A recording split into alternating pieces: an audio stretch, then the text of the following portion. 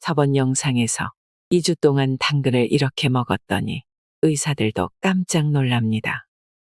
2주 동안 사과와 양배추만 먹었더니 의사들도 깜짝 놀랍니다.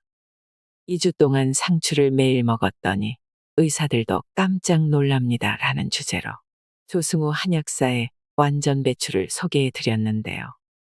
오늘은 지난 영상에 이어서 완전 배출 도서의 핵심 내용을 더 들려드리도록 하겠습니다.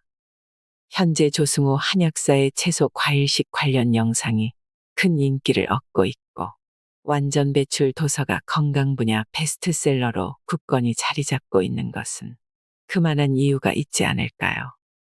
채소 과일 무첨가 주스가 어떻게 비만과 질병을 몰아내는가에 대해 통찰할 수 있는 시간이 되길 바랍니다. 몸에 좋다는 영양제는 어찌할까요? 현재 살아있는 채식 분야의 큰 스승으로 저는 존 맥두걸 박사를 꼽습니다. 맥두걸 박사의 책에 보면 영양제에 대한 명쾌한 답변들이 수록되어 있습니다. 이름하여 영양제에는 영양이 없다가 그의 지론인데요. 그는 다음과 같이 말합니다. 세상의 모든 성분은 서로 유기적으로 결합되어 있을 때에만 그 가치가 있다. 어느 한 성분이 몸에 좋다고 하여 그것만을 화학적으로 합성해서 먹는다면 독약이 된다. 어떤 한 성분을 화학적으로 합성하면 독약이 된다라는 것이 맥두걸 박사의 지론입니다. 60년대와 70년대에 유행하던 어린이 영양제, 원기소라는 것이 있었습니다. 보리와 옥수수 분말에 황국균을 접종해 발효시킨 제품이었는데요. 동그란 알약처럼 생겼는데 씹어 먹으면 맛이 고소해서 아이들에게 인기가 있었습니다. 그러나 원기소는 충분히 돈을 벌었는지 지금은 사라졌습니다. 아쉬웠던지 원기아웃이라는 이름으로 판매되기도 하고 유산균을 첨가해서 멀티바이오틱스라는 그럴듯한 이름으로 조금씩 판매되고 있습니다. 그렇게 어린이 영양에 좋다는데 지금은 다 어디로 갔나요? 70년대와 80년대 유행했던 스쿠알렌이라는 것도 있었습니다. 상어의 간에서 추출한 물질이라고 하면서 항균 효과, 독소 배출, 피부 미용, 면역력 강화에 좋다고 광고해 왔습니다. 심해의 상어를 잡아다가 간을 빼낸 다음 거기에 최고의 성분을 조합해서 만들었다는 무시무시한 스쿠알렌. 이것저것 그렇게 몸에 좋다는데 지금은 다 어디로 갔나요? 한때 게르마늄 팔찌라는 것이 유행했던 적도 있습니다. 무슨 효도 선물이라 해서 부모님께 선물하지 않는 사람은 불효자인 것처럼 위험 마케팅을 하곤 했습니다. 시골 어르신들 중에 게르마늄 팔찌 안 찬 사람이 없을 정도였습니다. 무슨 자석 성분이 들어있어 어르신들 근육 통증에 좋다는 것이었는데요. 면역력 강화, 체력 증강, 노화 방지 등 그 효능 또한 줄줄이 사탕처럼 이어집니다. 그렇게 어르신 몸에 좋다는데 지금은 다 어디로 갔나요? 요즘은 많이 없어졌지만 옛날 시골 오일장에 가면 약장수들이 있었습니다. 이분들이 잘 쓰는 말이 있습니다. 이거 한 알만 잡숴봐. 여자들은 피부 미용에 좋고 남자들은 정력에 끝내줘. 이 반말투의 거만한 약장수들은 여자의 피부와 남자의 정력에 호소합니다. 더 나아가 오줌발이 세지고 당뇨에 좋고 혈압에 좋고 기력 회복에도 좋고 만성질환에 좋고 끝이 없습니다. 그 약장수에게 무좀에도 좋나요라고 물으면 100이면 100. 내가 그 말을 빠뜨렸네. 무좀에도 특효약이지라고 할 것입니다. 그렇게 몸에 좋다는데 지금은 다 어디로 갔나요? 지금은 또 콜라겐이니 산양유니 TV만 틀면 홈쇼핑에서 끝도 없이 이어집니다. 이제는 공중파에서 PPL이라는 이름으로 간접 광고를 할 정도입니다. 앞에서 언급했던 원기소와 스쿠알렌과 게르마늄 팔찌가 사라졌듯이 10년 후면 콜라겐과 산양유도 사라지고 또 다른 해괴망측한 이름의 건강식품이 당신의 호주머니를 털기 위해 매스컴에 등장할 것이 뻔합니다. 진실이란 무엇일까요? 60에서 70년대 가족계획표어에 이런 것이 있었습니다. 인구 억제 시기였는데요. 덮어놓고 낳다보면 거짓골을 못 면한다 이랬다가 1980년대 들어서는 일자녀로 돌아섭니다. 하나씩만 낳아도 삼천리는 초만원이랬다가 인구가 줄어들자 1990년대 들어 자녀에게 가장 큰 선물은 동생입니다 라고 돌아섭니다. 2000년대 인구 감소가 시작되자 가가호 둘셋 출산, 하하호 희망 한국 이런 식으로 다둥이를 장려하기 시작합니다. 좌측 통행이 법이었다가 지하철 구내에서는 또 우측 통행으로 바뀝니다. 어리석은 우리 인간은 갸우뚱 혼란스러울 뿐입니다. 초과한 영양 성분은 몸에서 쓰레기가 됩니다. 미국의 경우 영양제 시장은 10대 산업에 들어갈 정도로 어마어마합니다. 우리 한국에서도 TV를 틀면 홈쇼핑에서 영양제 광고를 많이 합니다. 그런데 자세히 보면 화면 맨 아래쪽에 위 제품은 질병을 예방하거나 효능을 주는 의약품이 아닙니다라는 자막이 나옵니다. 질병을 예방하거나 치료하는 목적이 아니라고. 그것은 건강에 도움을 줄 수도 있고 아닐 수도 있다는 말입니다. 대표적인 것이 글루코사민입니다. 관절의 연골을 구성하는 성분이라 하여 몇 년 전에 엄청나게 인기가 있었던 영양제입니다. 이것은 그냥 연골의 구성 성분일 뿐인데 마치 연골의 합성에 도움을 준다라는 뜻을 내포하면서 광고가 대대적으로 행해졌습니다. 2010년 9월 스위스 베른 대학 연구팀에서 글루코사민이 효과가 없다는 실험 결과가 나왔습니다. 그리고 관련 제품들은 과장 광고로 경고를 받았습니다. 불현듯 시장에서 사라졌다가 최근 들어서 방송에서 의사들이 관절 외치면서 붐이 일어나기 시작했습니다. 구석에 찌그러져 있던 이 친구가 옛날의 명성을 되찾고자 슬그머니 다시 방송을 타고 있습니다. 한때 크릴 오일이 유행했던 적도 있었습니다.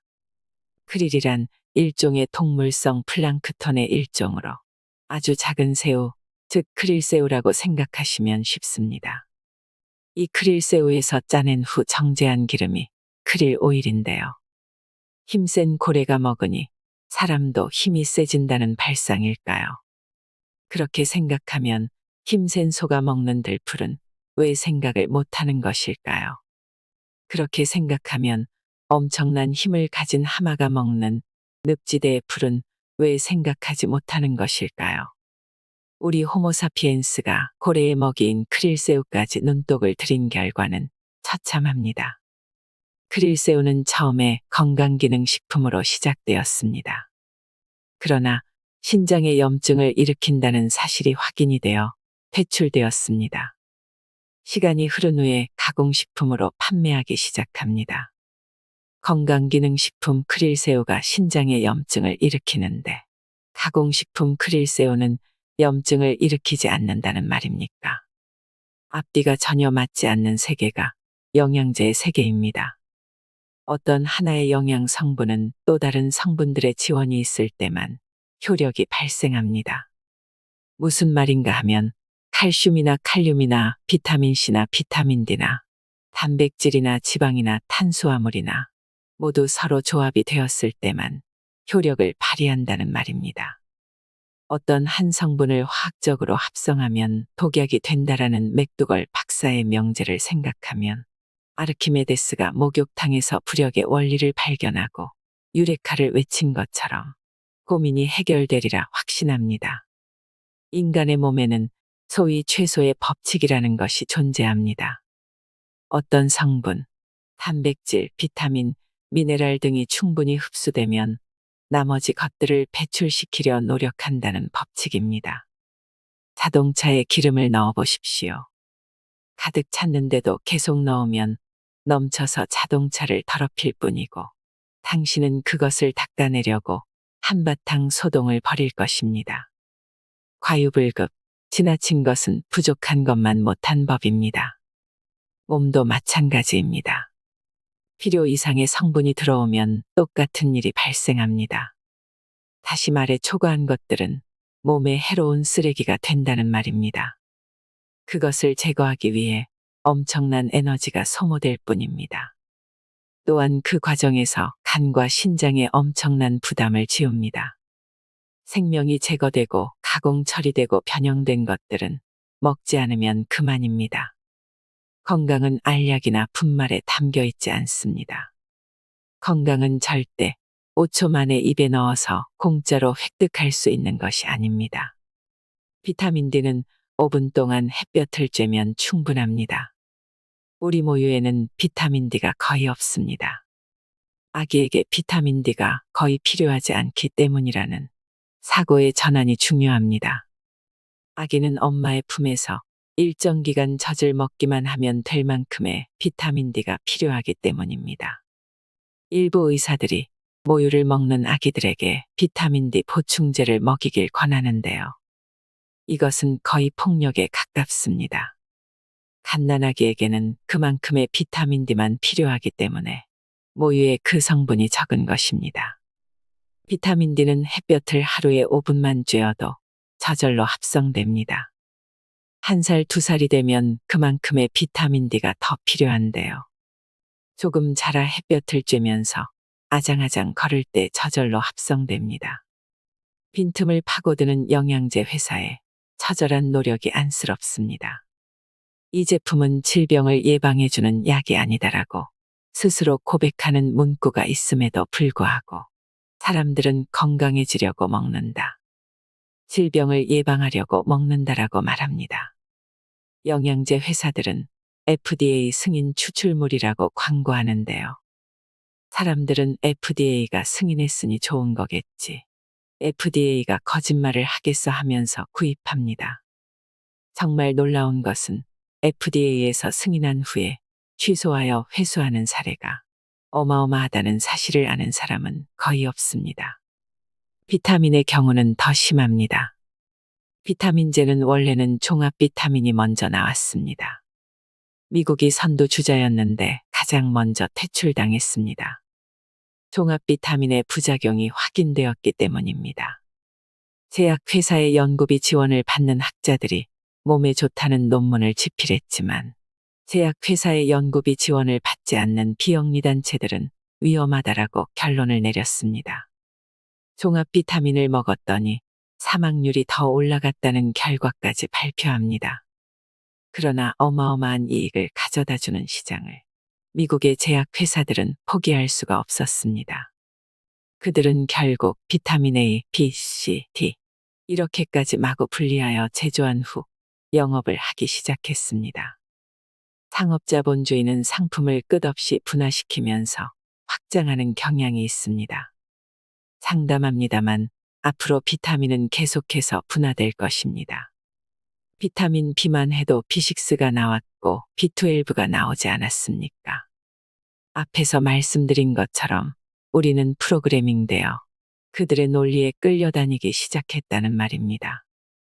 영양학에서는 비타민을 필수 비타민과 비필수 비타민으로 구분하기도 합니다. 앞에서 말씀드렸듯이 자본주의는 세분화하면서 이익을 확장하는 성향이 있는데요. 자본주의 세상에 사는 이상 어쩔 수 없습니다만 사기를 당하지 않기 위해서는 그것이 무엇인지 똑바로 알 필요가 있습니다. 비필수 비타민이란 체내에서 저절로 생성되는 비타민이란 뜻으로 비타민 A, K 등이 있습니다. 필수 비타민이란 외부에서 가져와서 몸에 집어넣어야 하는 비타민으로 비타민 C, D 등이 있습니다. 그렇다면 왜 반드시 외부에서 몸에 집어넣어야 할까요? 인간과 99.6% 유전자가 동일한 침팬지도 비타민 C와 D를 내부에서 합성할 필요가 전혀 없습니다. 매일매일 과일을 먹기 때문이죠. 매일 비타민 C를 먹는데 힘들게 내부에서 합성할 필요가 있을까요? 매일 이 나무 저 나무 돌아다니면서 햇볕을 쬐는데 굳이 힘들게 비타민 D를 내부에서 합성할 필요가 있을까요? 인간도 진화론적으로 최근 1만 년을 제외하고 700만 년 동안 계속해서 과일과 채소를 통해 비타민 C를 섭취해왔고 햇볕을 통해 비타민 D를 합성해 왔기 때문에 힘들여 몸의 내부에서 합성할 필요를 느끼지 못했다는 말입니다. 우리 현대 인간이 날씬하고 건강하기 위해서는 과일과 채소를 필수적으로 먹어야 하고 필수적으로 햇볕을 쬐어야 하는 이유입니다. 저는 영양제에는 영양이 없다라고 주장하는 일인입니다. 비타민C와 비타민 D는 영양제 말고 과일과 채소와 햇볕으로 흡수하시기 바랍니다. 앞에서도 말씀드렸듯이 미국 뉴스의 암센터들은 이제 영양제 대신 무첨가 주스, 특히 당근 주스, 레몬즙 등을 처방하기 시작했습니다. 자연으로 돌아가야 암도 치유되고 질병도 낫는다는 각성이 생기기 시작했습니다. 비타민C가 부족하다면 당근 주스나 레몬즙을 마시면 그만입니다. 그것도 힘들다면 당근을 씻어 먹어도 좋고 레몬의 껍질을 벗겨 먹어도 좋습니다. 비타민 D가 부족하다면 밖에 나가 5에서 10분 햇볕을 쬐면 그만입니다. 우리 인간은 그렇게 비타민을 섭취해서 진화해온 놀라운 동물입니다. 비타민이라는 개념을 아예 머릿속에서 지워버리는 것이 차라리 건강에 좋을 것이라고 제가 주장하는 이유입니다. 미국의 6개 의학단체에서 오메가3 복용 금지를 명령했다는 사실을 당신은 아십니까? 제가 실제 경험한 이야기를 해보겠습니다. 저뿐만 아니라 당신도 흔하게 이런 상황을 마주쳐 보았을 것입니다. 흰 가운의 전문가들이 방송에 나와 베타카로틴 중요성에 대해 강조합니다. 잠시 후 바퀴 달린 탁자가 그 전문가와 사회자 쪽으로 옮겨옵니다. 탁자 위에는 금속성 뚜껑을 씌운 접시가 놓여 있습니다.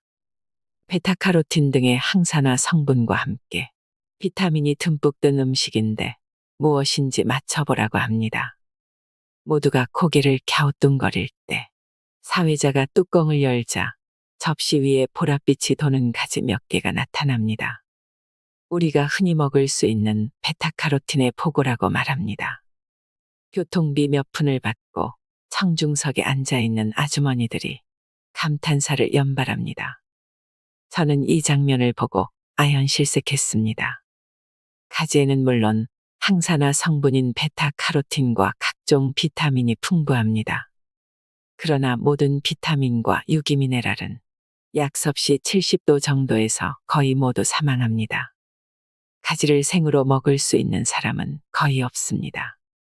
그러니까 가지를 데쳐서 요리해 먹으면 비타민이 제로가 된다는 말입니다. 저는 리모컨을 가져와 채널을 돌렸습니다. 그런데 바로 옆 홈쇼핑 채널에서 베타카로틴 영양제 광고를 하고 있습니다. 이렇게 공중파와 홈쇼핑이 서로 협업해서 영양제 판매 사업을 하는 것은 이제 놀랄 일도 아닙니다. 그런데 제가 어이없는 이유는 그 흰 가운의 전문가들이나 방송국에서도 열을 가하면 모든 비타민과 유기미네랄이 거의 죽는다라는 사실에 대해 모르고 있다는 것입니다. 베타카로틴 영양제 또한 열로 가공해서 만들기 때문에 영양이 제로라는 사실에 대해 전혀 인식하지 못하고 있다는 사실입니다. 채소만 먹으면 오메가3가 부족하니 등푸른 생선을 먹으라고 합니다. 일주일에 3마리 이상 먹지 못하면 알약으로 보충해야 한다고 말합니다. 그렇게 하지 않으면 큰일이 날 듯 위협합니다. 저도 사업을 해봤습니다만 참 기발하다라는 생각을 했습니다. 일주일에 생선을 3마리 이상 먹는 사람이 얼마나 되겠습니까? 그들의 논리가 맞는다면 바닷가에 사는 사람 외에 우리 인간은 모두 오메가3 결핍으로 사망을 했어야 하지 않았겠습니까? 근데 인류는 역사상 한 차례도 비타민이나 오메가3 결핍으로 질병이 발생하거나 사망한 사례가 없었습니다. 지금은 사람들이 식물성이 안전하다라고 생각이 바뀌니까 생선도 좋지만 식물성 오메가3가 더 좋다라고 광고를 하기 시작합니다.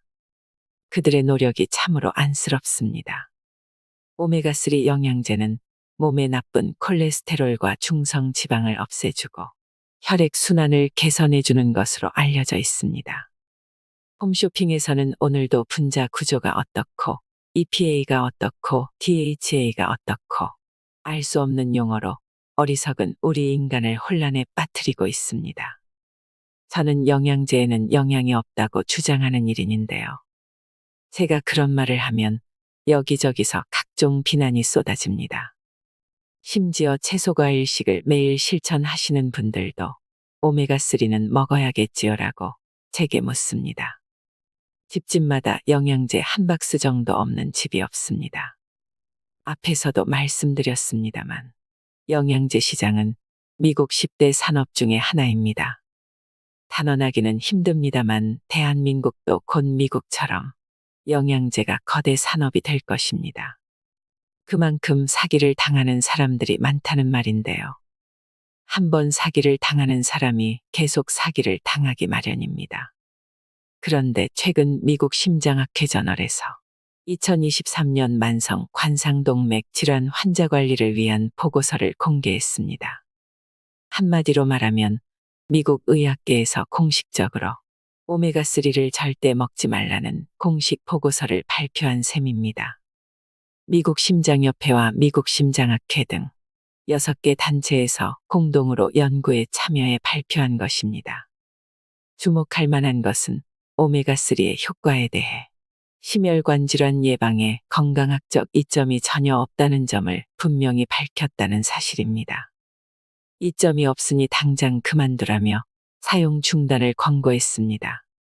이 단체들은 혈액순환을 위해 오메가3 영양제의 사용을 금지하고 살 빼는 약을 조심하고 진통제를 조심하라고 못을 박았습니다. 심혈관 질환을 예방하거나 완화하는데 생선기름과 오메가3 지방산 또는 비타민을 포함한 비처방적 식이보충제, 건강기능식품 사용이 별 도움이 되지 않는다면서 관상동맥 질환자들에게 어떤 건강보조제도 심혈관계 위험을 줄이는데 이롭지 않으므로 사용하지 말 것을 권고했습니다. 저도 관상동맥 질환을 겪어본 일인으로서 이 단체들의 양심 선언이 반갑지 않을 수가 없습니다. 그것뿐만이 아닙니다. 이 보고서에서는 비타민 D 보충제는 효과가 없고 칼슘 보충제는 오히려 심장질환에 더 위험하다며 아래와 같이 발표했습니다. 한마디로 오메가3도 필요 없고 비타민 D나 칼슘 보충제나 다 필요 없다는 말입니다. 필요 없는 것이 아니라 위험하니 당장 영양제 먹는 행위를 멈추라는 말입니다. 당신은 대한민국의 홈쇼핑을 믿으시겠습니까? 미국의 대표적인 6개 의학단체가 오랜 시간에 걸쳐 제약회사의 연구비 지원을 받지 않고 자체적으로 결론을 내린 양심적인 연구 결과를 믿으시겠습니까? 당신의 선택에 달려 있습니다. 물론 시간이 지나면 판매자들은 어떠한 이유를 만들어서라도 괜찮으니 계속 드시라고 할 것입니다. 부작용은 절대 말해주지 않은 채 제품과 상관없는 각종 정보들만 강조하며 판매를 이어갈 것입니다. 제가 당신에게 사기를 당하지 마시라고 계속해서 주의를 주는 이유입니다. 오메가3를 드시려면 차라리 들기름을 드시라고 저는 권장합니다. 참기름에는 오메가3가 1% 정도, 들기름에는 60% 정도입니다. 그러나 뚜껑을 여는 순간 산패되니 가능하면 3, 4주 이내에 모두 드실 것을 부탁드립니다. 그러나 우리 인류는 700만 년 진화하는 동안 올리브 오일 대신 올리브 열매를 통해서 그 좋은 성분을 섭취해왔고 참기름 대신 참깨를 먹어왔고 옥수수 식용유 대신 옥수수를 먹어왔고 그렇게 건강하게 후손을 낳아 이렇게 번창한 동물이라는 점은 꼭 잊지 마시길 부탁드립니다. 이 세상의 모든 기름은 높은 온도로 가열한 후 기계를 돌려 압착해내는 일종의 공장 음식일 뿐입니다. 무첨가 주스를 강력 추천하는 이유. 무첨가 주스는 절대 혈당 피크를 올리지 않습니다. 우리 인간은 무엇을 마시기 좋아하는 동물입니다. 손님이 오면 차를 내놓고 밖에서 친구를 만나도 커피와 술을 마십니다. 이 마시는 것이 인간과 인간 사이 관계 형성에 매개체 역할을 합니다. 갑자기 독재자가 나타나 액체로 된 모든 것을 절대 그만다라고 명령을 해도 우리 인간은 무엇인가를 숨어서 몰래 마실 것입니다. 어차피 무엇을 마셔야 한다면 지구상에서 가장 좋은 마실 것은 무엇인가에 대해 생각해 봤습니다. 역시 과일과 채소로 만드는 즙과 주스입니다. 저는 이 과일과 채소에 물 이외에는 어떤 것도 첨가하지 말 것을 부탁드립니다. 시중에서 파는 주스류는 거의 모두 설탕과 화학물질을 투하합니다. 첫째, 맛을 좋게 하기 위해서고, 둘째, 저장성을 좋게 해서 유통기한을 늘리기 위해서입니다. 시중의 주스는 어떤 과일 이름에 달을 쓰고 나왔다 해도 공장 주스입니다. 제가 굳이 번거롭게 무첨가 주스라는 말을 계속 사용하는 이유입니다. 주스로 먹으면 당 수치가 더 올라간다고 하는 말은 공장 주스를 전제로 하는 말입니다. 맛과 유통기한을 위해 설탕과 화학물질을 듬뿍 투하하기 때문입니다. 집에서 직접 갈아 만든 무첨가 주스는 절대 혈당 피크를 올리지 않는다는 사실을 다시 한번 강조합니다. 레몬이 200만 명의 생명을 구했습니다. 레몬이 얼마나 대단한 과일인지 아는 사람은 흔하지 않습니다. 한때 수백만 명의 목숨을 살렸다면 믿으시겠습니까? 18세기 중반 대륙을 횡단하는 선원들에게 괴혈병이라 불리는 의문의 질병이 유행이었습니다. 열이 나고 황달이 생기며 치아가 빠지는 무시무시한 질병인데요. 16세기에서 18세기 사이에 괴혈병으로 사망한 선원만 무려 200만 명으로 추정됩니다. 이때 영국 의사 제임스 린드가 이 병에 걸린 환자들에게 대조 실험을 한 후에 민간요법인 레몬을 먹으라는 지시를 내렸습니다. 레몬을 치료제로 해서 각종 과일과 채소도 함께 먹이자 환자들이 급속히 회복되었습니다. 그때는 몰랐지만 오늘날 우리는 그것이 비타민C라는 것을 알고 있습니다. 장거리 항해를 하는 선원들은 비스킷과 말린 쇠고기로 연명했으며 살아있는 음식은 거의 먹을 수 없었습니다. 그 이후 영국에서는 괴혈병으로 단 한 명의 선원도 잃지 않았습니다. 레몬 덕분에 수없이 많은 선원과 승객이 목숨을 건졌습니다. 얼마 전에 배우 엄정화 씨가 아침 공복에 레몬수를 마시는 영상을 보고 많은 분이 레몬수에 관심이 많아졌습니다. 저는 모닝커피 대신 모닝 레몬수를 드실 것을 적극 추천합니다. 레몬에는 비타민C 외에 각종 비타민과 유기미네랄이 풍부합니다. 실제로 제가 운영하고 있는 네이버 예방원 카페 오시면 많은 분들이 아침에 일어나자마자 음영탕, 더운 물과 찬물을 반씩 섞은 물과 레몬수 사진을 매일 올리십니다. 그리고 레몬수를 마신 후 몸의 변화를 이구동성으로 자랑하십니다. 레몬이 조금 신 것은 맞습니다. 예능 프로그램에서 레몬을 우적우적 씹어먹게 하는 벌칙이 있을 정도인데요. 레몬을 얇게 잘라서 물에 넣어 마셔도 되고 반으로 자른 다음 손으로 꾹 눌러 즙을 낸 다음 물에 타서 마셔도 좋습니다. 미국 임상영양저널 발표에 따르면 레몬과 같은 감귤류 과일에는 비타민C와 플라보노이드가 풍부하기 때문에 꾸준히 섭취할 경우 매끈한 피부로 만들어줍니다. 특히 여드름의 특효약으로 알려져 있습니다.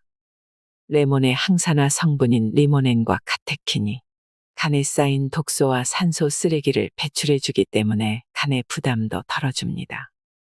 또한 레몬수는 신장 결석을 예방합니다.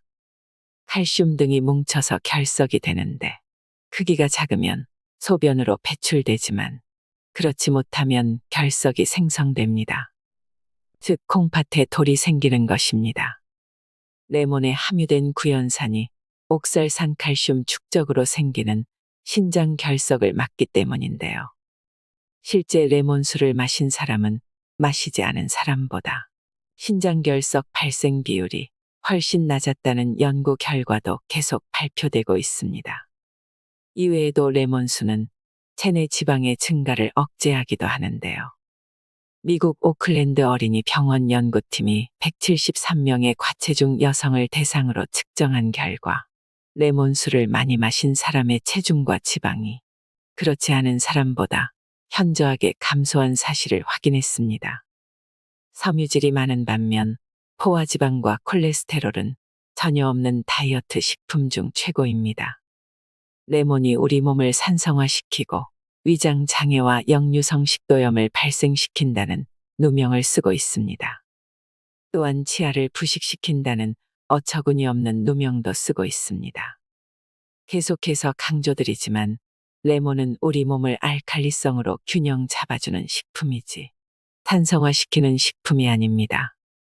몸을 산성화시키는 과일은 이 세상에 없습니다.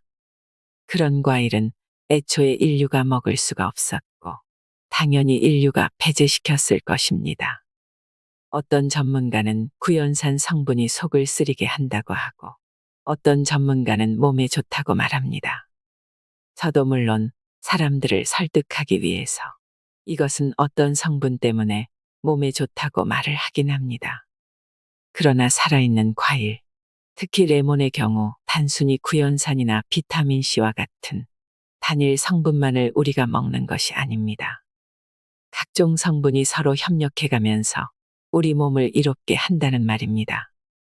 이 과일은 성분이 어떻고 저 채소는 성분이 어떻고 논쟁하는 사이 뼈를 녹인다는 탄산음료가 아무런 죄책감 없이 끼어들어 난장판을 만들어 놓았습니다.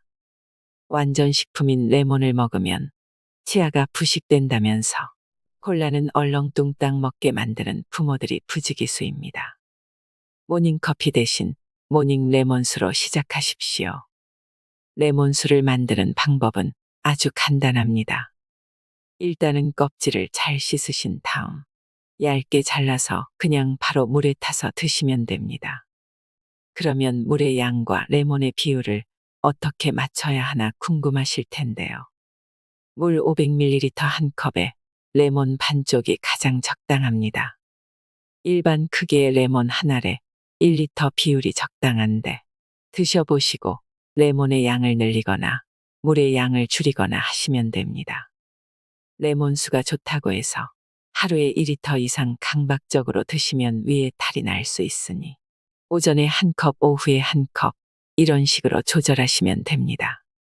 몸에 좋다는 레몬수도 몸이 적응해 나가는 시간이 반드시 필요하다는 사실을 꼭 기억하시기 바랍니다. 레몬 역시 사과나 토마토나 키위처럼 과육보다 껍질에 영양소가 풍부한 것이 사실입니다. 레몬을 껍질째 갈아 드시는 분도 있고 통째로 우적우적 씹어 드시는 분도 있는데 이렇게 하면 맛이 없어 다음날 바로 포기하게 됩니다. 그렇게 레몬이 싫어지면 레몬수도 포기하게 되는 경우가 생깁니다. 방법적인 것에 지나치게 집착하면 원칙까지 포기하는 어리석음을 범하기 쉽습니다. 그리고 레몬 껍질에 있는 하얀색이 무엇이냐고 묻는 분들이 많이 계십니다. 두 가지 경우가 있는데 첫 번째는 식용왁스입니다.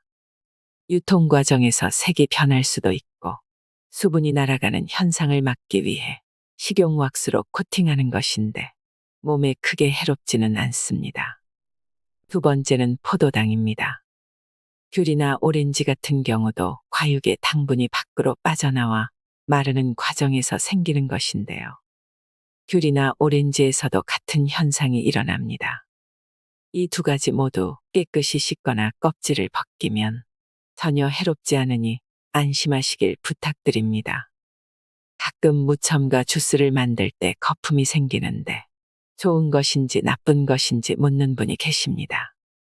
결론적으로 말씀드리면 주스 거품 발생 여부는 채소나 과일의 종류와 상태에 따라 매번 달라질 수 있습니다. 거품은 효소가 많은 생채소나 생과일을 주스로 만들 때 나타나는 증상으로 섭취에는 전혀 문제가 없습니다. 이 거품은 특히 양배추를 즙으로 만들 때 더 많이 나오는데요. 전문가들의 실험에 의하면 이것은 채소의 단백질 성분으로 밝혀졌습니다. 거품을 그대로 마셔도 좋고 그래도 꺼림칙하시다면 산성분이 많은 과일, 레몬 등을 많이 넣어 주스를 만들면 pH 변화에 의해 단백질 변성을 일으켜 거품을 훨씬 줄일 수 있습니다. 요즘 레몬 꿀차가 유행입니다.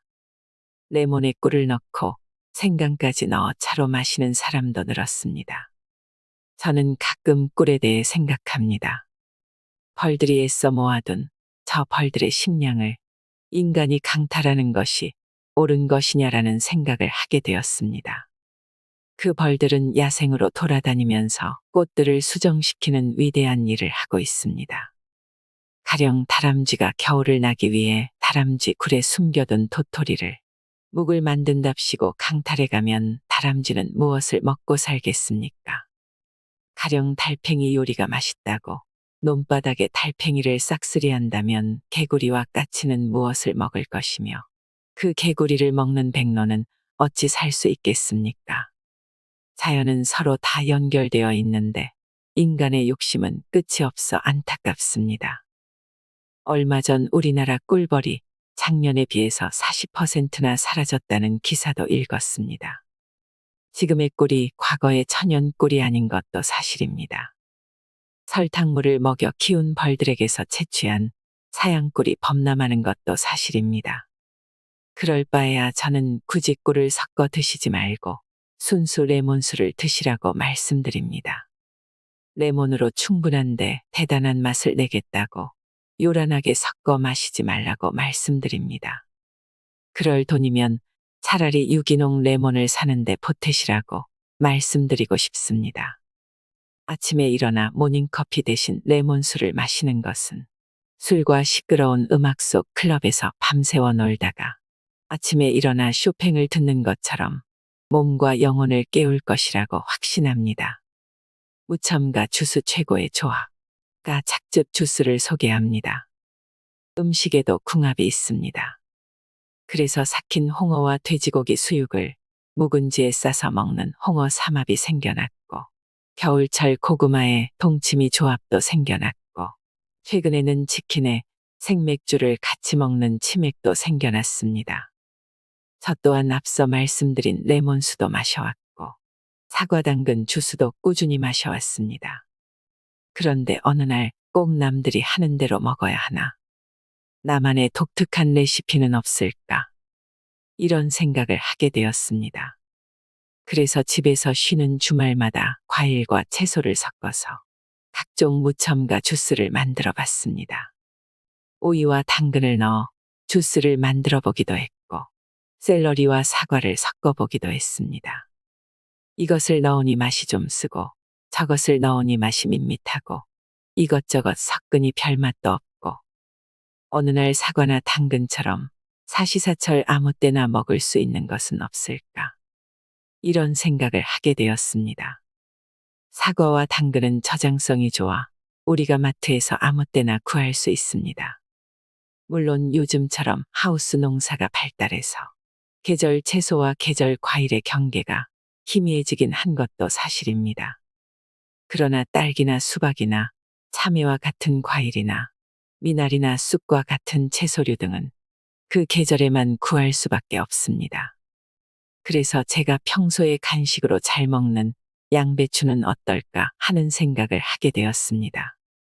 물론 양배추 하나만 착즙기에 넣어서는 약간 쓴맛밖에 나지 않습니다.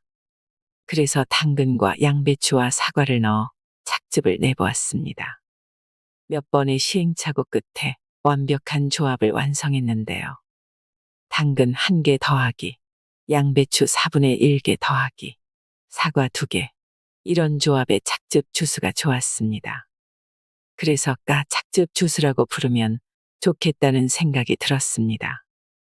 제가 운영하는 예방원 카페 회원들에게도 권해보았는데요. 만들어 마셔본 후 한결같이 브라보라며 환영해 주셨습니다. 가능하면 당근, 양배추, 사과 순으로 착즙해 주시면 됩니다.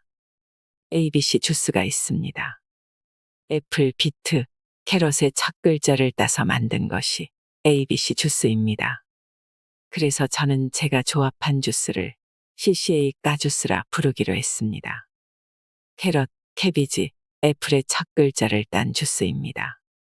저는 개인적으로 모든 음식 중에서 그것이 살아있는 것이면 무조건 환영입니다. 레몬수도 환영하고 사과 당근 주스도 환영하고 ABC 주스도 환영합니다. 그러나 제가 착즙 주스를 주장하는 이유는 맛도 훌륭하지만 아침 식사로 전혀 부족함이 없는 속이 든든함 때문입니다. 저도 몇 달째 착즙 주스를 아침마다 먹고 있는데요. 점심때가 언제 왔는지 모를 정도로 속이 든든합니다. 특히 아침에 밥을 먹지 않으면 안 된다고 주장하는 남편에게 꼭 드시게 해보십시오. 다음 날부터 배고프다는 소리가 안 나오리라 장담합니다. 매일 아침 까먹지 마시고 까주스, 착즙 주스를 드시기 바랍니다. 몸속 쓰레기를 배출할 때 궁금한 질문들. 커피가 독극물이라고 주장하시는데 그 이유를 알고 싶습니다. 커피는 쉽게 말해서 커피콩을 태운 다음 뜨거운 물을 섞어 만든 음료수입니다. 여기에서 태운 것이 핵심입니다. 우리가 생명이 있는 것에 불을 가하면 생명이 끝납니다. 그런데 이것을 아예 수처럼 태운다면 어떻게 되겠습니까? 생명 제로가 아니라 마이너스 100이 되는 것입니다. 당신은 태운 과일이나 태운 채소를 드실 수 있겠습니까? 당신은 수처럼 태운 쌀이나 수처럼 태운 고구마를 드실 수 있겠습니까? 그런데 우리는 수처럼 태운 커피를 마시는 어리석은 인간입니다. 태우지 않은 생도에서도 많은 문제가 있습니다. 얼마 전 에티오피아에서 수입한 생도에서 곰팡이 독소이자 발암물질인 오클라톡신 오염 정도가 기준치의 3배가 넘게 발견되어 170여 톤을 반송 조치했다는 기사도 나왔는데요. 오래전부터 탄 음식은 그것이 무엇이든 발암물질 1호였고 지금도 그렇습니다. 뭐 발암물질이든 아니든 씹을 수도 없고 식도로 넘길 수조차 없습니다. 굳이 성분을 따지자면 흥분제인 카페인이 큰 문제지만 콩을 로스팅하고 압축하고 그라인더로 가는 과정에서 수천 가지 화학물질들이 발생합니다. 저도 한때 돈을 벌려고 커피 사업을 했지만 커피를 연구한 화학자들도 절대 커피를 마시지 않게 됩니다. 더 큰 문제는 믹스커피입니다. 대한민국 최고의 발명품으로 꼽히는 믹스커피는 커피와 설탕, 경화유 등을 섞어서 만든 것입니다. 커피와 설탕도 문제지만 경화유는 더 큰 문제입니다. 몸에 들어가면 악마로 변한다는 트랜스 지방이 경화유입니다. 인류가 700만 년 진화하면서 한 번도 섭취해 본 적이 없는 화학물질이며 지방 덩어리입니다. 입에서는 달달하게 마약처럼 스며들다가 나중에 비만과 질병으로 그 정체를 드러내고야 맙니다. 카페인이 각성제이긴 하지만 몸에 나쁘다는 사실이 알려지자 디카페인 커피가 출시되기 시작합니다. 무엇이든 원형에서 변형되면 될수록 더 나쁜 법입니다. 카페인을 제거하기 위해서는 염화메틸렌이라는 유기용해제를 사용합니다. 이것은 페인트나 매니큐어를 지울 때 쓰이기도 하는 독성 물질입니다. 커피를 못 마시게 하면 자살하겠다는 분들을 위해 건강에 그나마 덜 나쁜 순서를 말씀드리겠습니다. 1위 블랙커피, 2위 믹스커피, 3위 디카페인 커피. 이 순서로 마시면 됩니다만 커피의 세계에서 탈출하시는 것을 영순위로 추천해드립니다.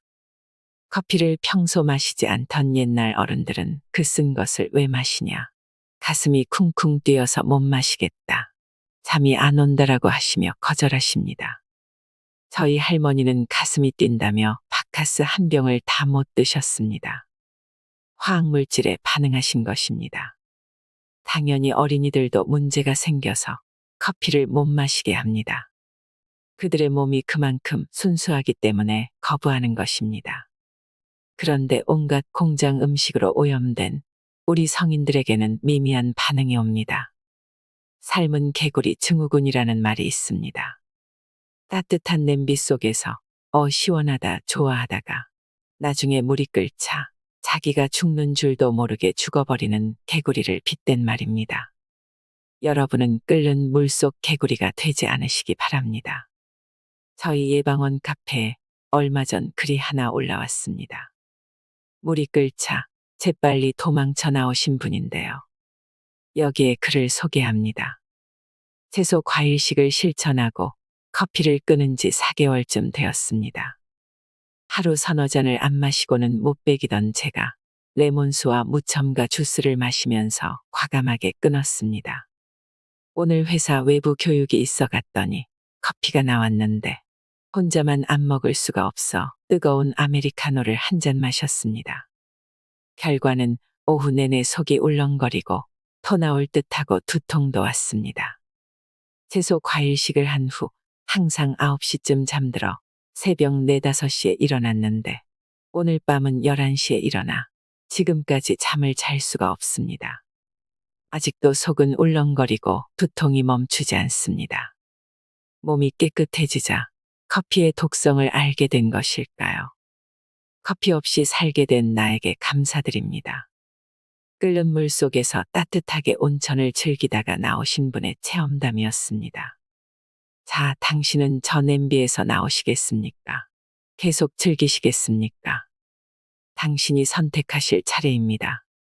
채소에 칼륨이 많아서 신장이 나쁜 사람은 피하라는데 사실인가요? 앞에서도 말씀드렸듯이 어떤 한 가지 성분만 가지고 음식을 평가하는 것은 잘못된 일입니다.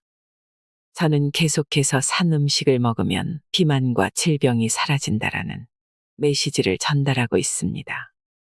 채소와 과일에 많이 들어있는 칼륨은 우리 몸에 꼭 필요한 성분이지만 과하면 심각한 문제를 일으킬 수 있는 것도 사실입니다. 칼륨이 높은 상태를 고칼륨 혈증이라고 부릅니다. 이런 걱정들 때문에 많은 신부전 환자들이 그 좋은 채식을 포기하고 있습니다. 신장은 우리 몸의 노폐물을 배설하는 기능을 합니다. 신장 기능이 저하된 분들은 칼륨을 잘 배출하지 못하는 것도 사실입니다. 과일은 당을 올리고 채소는 신장에 나쁘다면서 채소와 과일만 보면 큰일 날 것처럼 안절부절하시는 분들도 계십니다. 그러면 그분들에게 제가 묻겠습니다. 모든 병은 혈관병이라는 사실에 동의하십니까? 그분들은 내라고 끄덕이십니다. 그러면 제가 다시 묻겠습니다. 혈관에 낀 기름때를 벗겨내고 혈관의 노폐물을 청소해서 밖으로 배출하는 음식이 과일과 채소라는데 동의하십니까?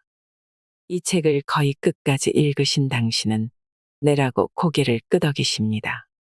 당신이 칼륨 성분 하나만 농축해서 만든 영양제를 먹는다면 신장에 큰 문제를 일으킬 수 있습니다.